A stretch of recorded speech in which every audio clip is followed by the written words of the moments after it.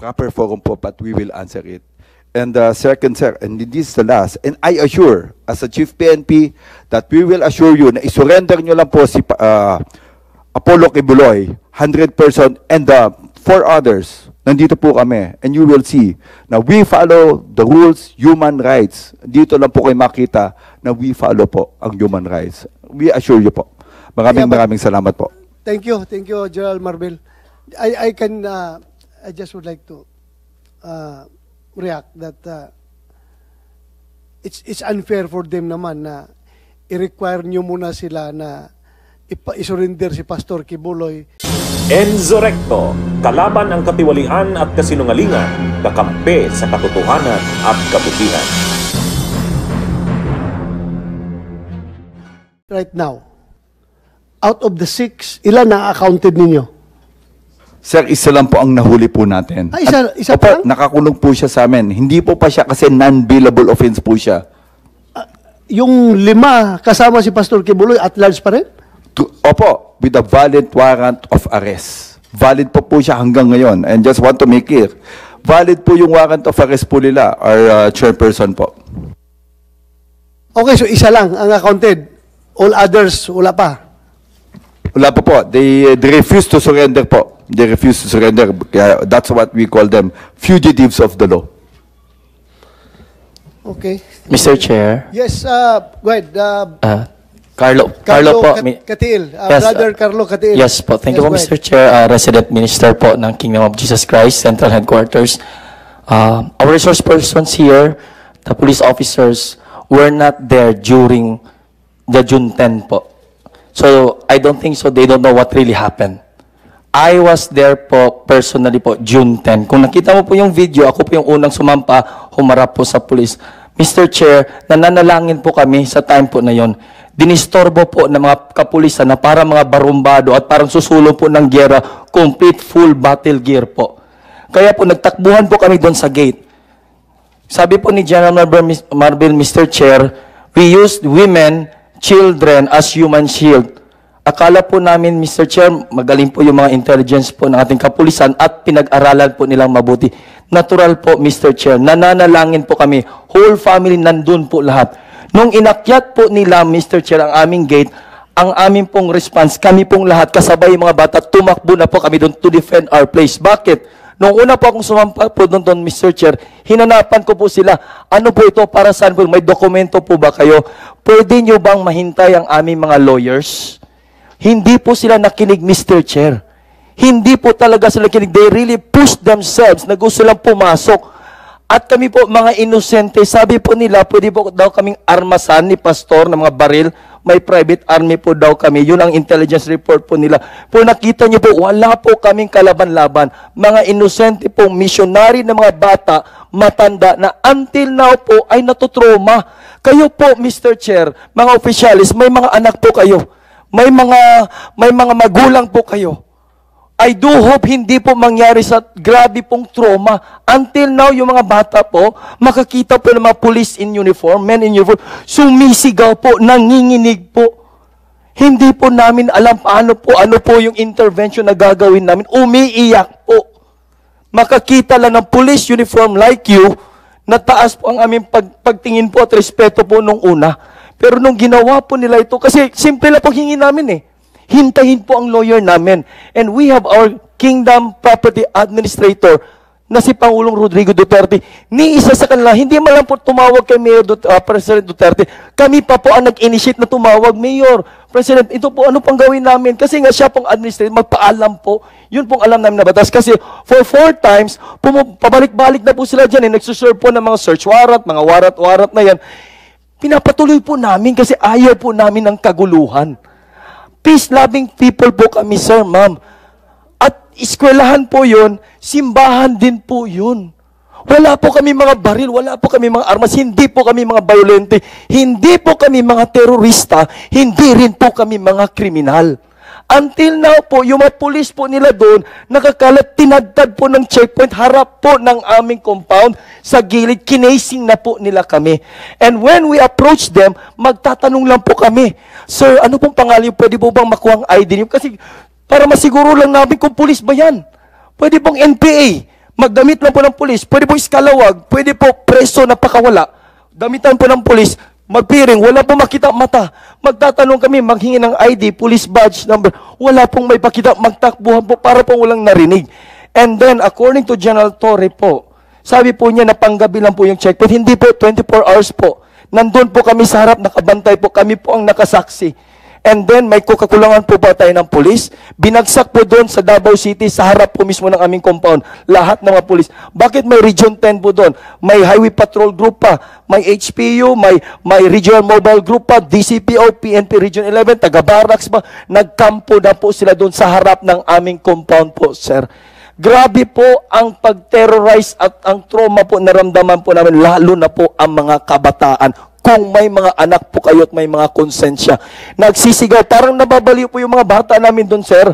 Ano pong gawin po namin doon, sir? May intervention po ba kayong in-offer? Akala po namin na pinag-aralan nyo, napag-aralan nyo ba through your intelligence na simbahan yun, community yun, marami mga pamilya-pamilya doon. Eskwelahan din po yun, sir. Marami po mga estudyante doon. Kaya hanggang ngayon nagbabantay po kami.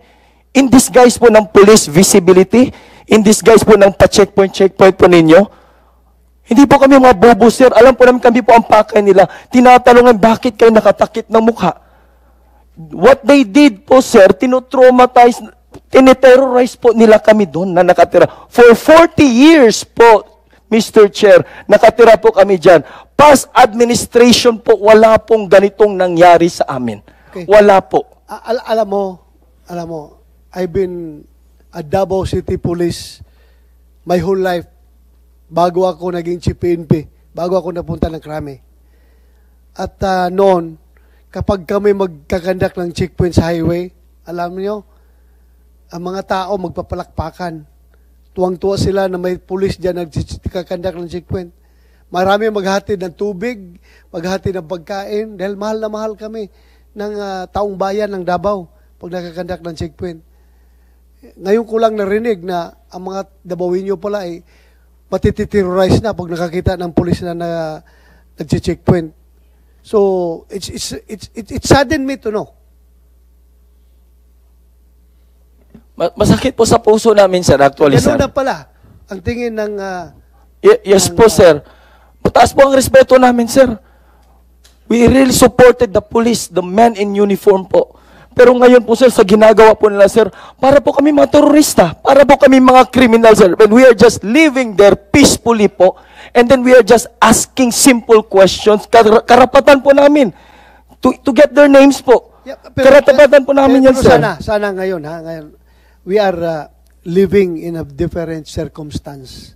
Very different na circumstances ngayon natin. Kaya, ako'y nakiusap sa inyo at saka sa mga membro ng inyong simbahan. Please, do not totally detach yourself from the police. Huwag sana kayong totally mawalan ng respeto, mawalan ng ng trust sa kapulisan natin. Please, ako, nakiusap lang ako. Pareho tayong taga Davao Pareho tayong taga Davao. Ako, masakit sa kalooban ko na yung pulis pala sa Davao hindi na pagkatiwalaan. Well, you know, we build that trust between the police and the community for a very long time. Alam mo kasi natin yung policing doctrine na the police is the community is the police. Mahal ng police ang kanyang komunidad, mahal ng komunidad ang kanilang police. Ganyan po ang treatment namin sa Davao noon. Ngayon parang kalaban ng pulis ang community, kalaban ng community ang pulis nila. Sana ma-fix natin ito. Nakikinig ngayon dito ang ating RD ng Region 11. Please, ibalik natin yung trust ng taong bayan sa ating kapulisan. There's only, ang ating hinahanap is only 6 na mga suspect. Pastor Kibuloy and 5 others. So sana, in your quest na mahuli itong 5, you do not alienate the whole Davao community from the PNP. Yun lang sana. Paintindihan natin taong bayan. Ito lang ang may warrant. Ito lang ang aming hinahanap. masakit man sa kalooban ninyo, pero trabaho namin dito ng police na talagang i-implement ang warrant dahil we have to enforce the law without fear and favor. Fair or favor. Yun ang gawin namin. Pero as the way I heard it, the way I observed, na para bang Nick, na ang mga tao ay nagiging anti-police na sa Davao City. It's your job. It's your responsibility na sana, i-maintain mo yan. You reconnect with the community. Yun lang pag-iusap ko because nag-retire ako na police Davao talaga, iba ang feeling ko. Very proud ako sa aking community and my community was very proud of the police. 6 na tao lang itong nahanap natin. Hindi suspect itong buong Davao community. So huwag natin silang kalabanin. Huwag natin silang i-alienate from us. Balik natin. Sir, excuse me po. I will recognize General Marbel after you. Please go ahead. Good afternoon po, Sir Marbel. I really want to talk to you. No. Yeah. No. Just address to this chairman. Okay, Yeah, please Your go ahead. Honor. Yeah, go ahead. I want to talk to you Yeah. for Marbel. Yeah.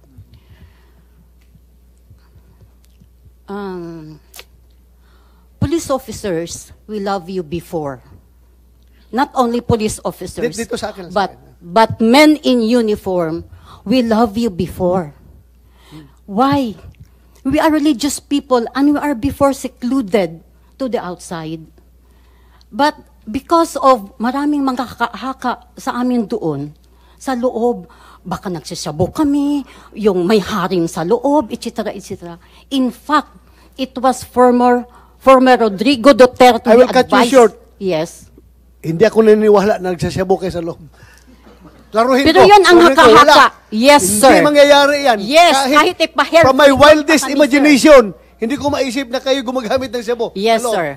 So I doon promise tayo, you. sir, ha? Oo. But, yan ang naririnig namin noon pa. In fact, it was President Rodrigo Duterte, the former president, to advise us, Pastor, please open your gates to others para makita naman nila kung ano kayo nasa loob. So it was Pastor also who oriented us. Parang i-orient na kami na we cannot detach ourselves to others. We might be there, pero kailangan nating ipakita. Kasi sabi niya, let your light shine upon men that they may see your good works. But they cannot see the good works that the kingdom is doing. So, balik tayo doon sa mga men in uniform. It was this group that Pastor embedded into our hearts that we should love. Why? Anong sabi niya? Ito sila ang nag-lay down ng kanilang buhay to protect our country. Doon hindi kami familiar sa mga men in uniform before. But we started following pasok. Kaya pag nakikita namin sila sa daan, ganun, nagbibigay kami ng food. Alam niyo yun, nagbibigay kami ng food, etc. But, sorry to say, Mr. Marbel, true ba to? Senator Bato, sorry to say, overnight sinira ninyo yung mga values na ipinunla ni Pastor sa aming mga puso. You said, sana maibalik namin yung, I hope in time because mayroon namang healing time. But this time, we want to be heard. Gusto naming pakinggan. Buti nga, sabi nyo kanya, lahat may boses. Okay, kami may boses, wala kaming kapangyarihan tulad nila. Nasa kamay nila ang kapangyarihan ng bansa. Nasa kamay nila ang kapangyarihan to do what they want. No? Sabi nga ninyo, nag-serve sila ng warrant of arrest. Given. Kung may kasalanan, sige. Allegedly, kung may kasalanan, warrant of arrest, go. In fact, Senator, gi-challenge ko sila. If you want to know who we are and what we are, come live with us, libre. Pero nag-expire na yung challenge ko sa kanila. Hindi na pwede ngayon. So, come live with us so that you will know who we are and what we are.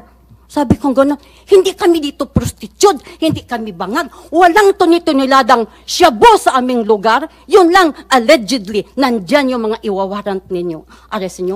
Why will you put into compromise and risk public safety. We are part of the public. We are a community there.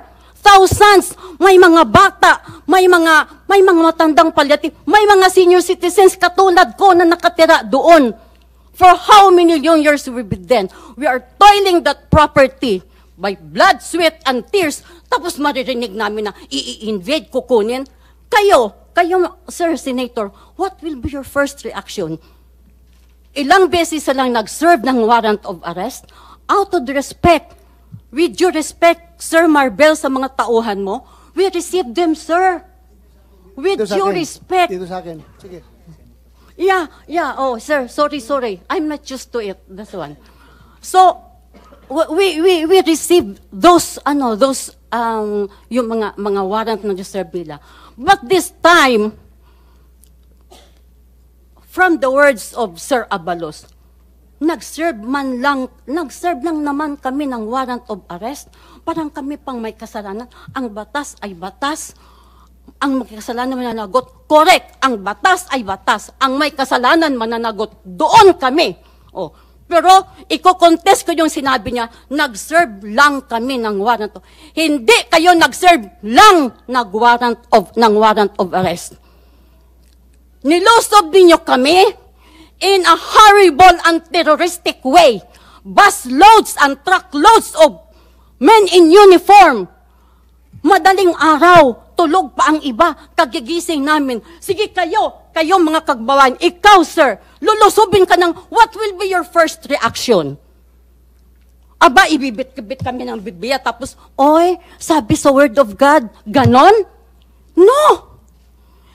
Kayo, may mga pamilya kayo, what will be your first reaction?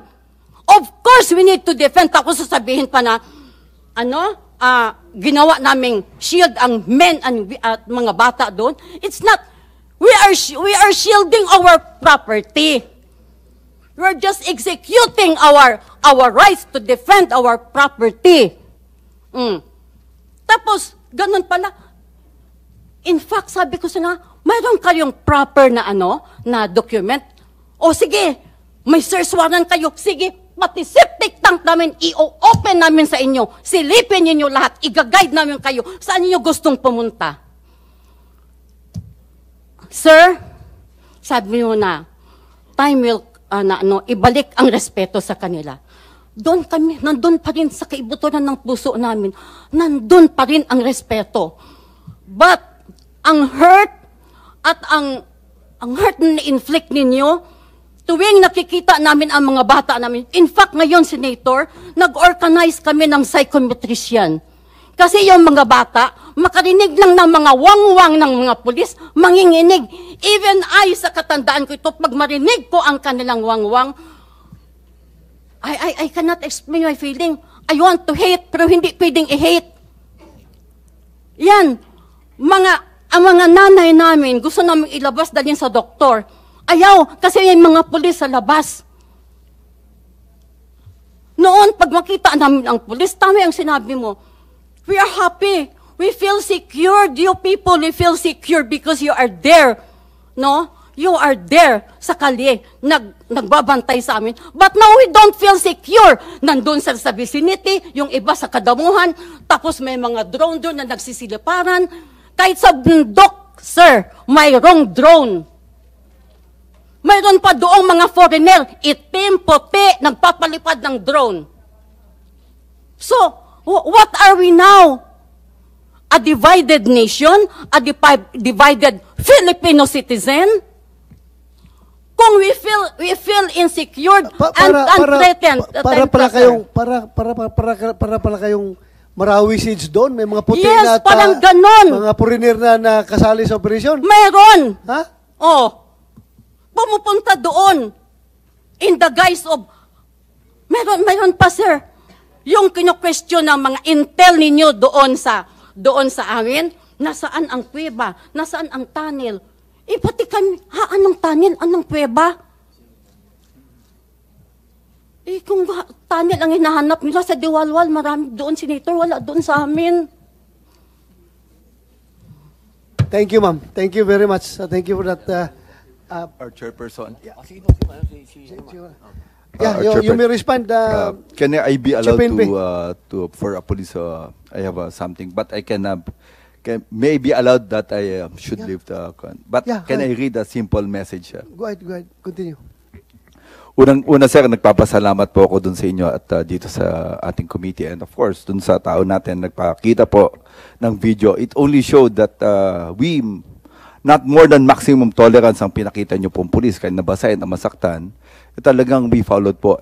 We have yung mga body cams na meron po kami, and sabi ko nga dito sa Directorate for Operations na ipakita natin body cams if we really violated any human rights. But what we saw right now, talagang that's a human rights sa mga pulis natin na nasasaktan, yung binasa natin. And that's against yung rules 113 ng Section 11. No? But I've already, si Vice Chairman Bernardo also already spoke regarding this. With regard po dun sa valid warrants of arrest, so make sure na valid po yung warrants of arrest na to up to now. No? You have 3 months na dapat na motion to quash, not against us, but dun sa RTC branch 159 na Pasig City. No? And it was filed, not other people, but your own people from KOJC who filed a case against fugitive Kibuloy. Second, sir, yung second, we have already a case against the ombudsman, and we will be answering that in the proper forum po. All the violations na sinabi po nito, it's already filed in the ombudsman, and sabi ko nga, we will make a proper forum po, but we will answer it. And second, sir, and this is the last, and I assure, as a Chief PNP, that we will assure you na isurrender nyo lang po si Apollo Kibuloy, 100%, and 4 others, nandito po kami, and you will see na we follow the rules, human rights. Dito lang po kayo makita na we follow po ang human rights. We assure you po. Maraming salamat po. Thank you, General Marbel. I just would like to react that it's unfair for them naman na i-require nyo muna sila na isurrender si Pastor Kibuloy para maging peaceful ang Davao. Parang ganon. No, sir. Para maging normal ang lahat. Hindi, sir. Sabi ko, nobody, for all you know, even President Duterte, walang kontak kay Pastor Kibuloy. Hindi alam kung nasaan na ngayon. Lahat. Ako mismo, I was trying to keep in touch with Pastor Kibuloy nung lumabas yung kanyang warrant. I was trying to contact him, pero wala. To no avail. Hindi na talaga makontak. So, unfair din na gawin natin requirements sa kanila dahil they are only ordinary members of the church. So, I think it's high time. It's high time, no? Before you leave. It's high time na you also exert effort na sana gumanda, bumalik yung pagtitiwala ng komunidad at ng pulis doon sa Davao City. Tutulungan tayo. Ako mismo. Tutulong ako. Ay, dati akong Chief PNP. Dati ko kayong mga tao. I care about you. And I also care about the people of Davao City. Lalong-lalo na itong mga membro ng QJC. I really care for them. Mga kababayan ko ito eh. I also care for you. Mga tauhan ko kayo dati. So sana mabalik natin yung trust, samahan ng pulis. May kulanong salita na ang ibig sabihin dito ay ang pagkakaisa. Bunyog Party List. Halika na, Bunyog Party List ka na. Halika na, Bunyog Party List ka na. Sa susunod, ang atinang suportahan, Bunyog Party List, nagtataguyod ng katotohanan, lumalaban para sa bayan.